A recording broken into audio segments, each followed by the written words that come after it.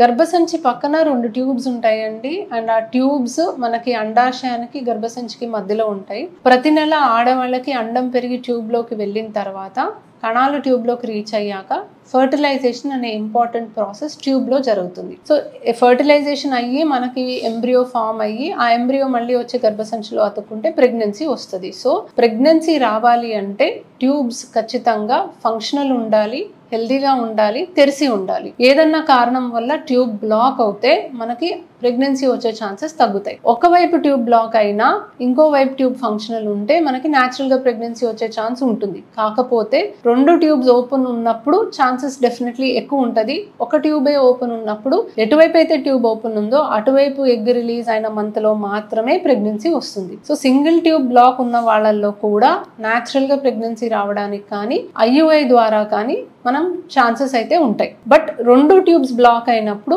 మనకి సహజంగా ప్రెగ్నెన్సీ వచ్చే అవకాశం ఉండదు. ఇంకా వీళ్ళకి యూజువలీ లాప్రోస్కోపీ ద్వారా ట్యూబ్ ఏమైనా ఓపెన్ చేయగలమా అనేది చూస్తాము, లేదా టెస్ట్ ట్యూబ్ బేబీ ప్రాసెస్ ద్వారా ప్రొసీడ్ అవుతాం. సో ఈ ట్యూబ్ బ్లాక్స్ ఎందుకు అవుతాయి? Most commonly tube blocks infections వల్ల అవుతాయి.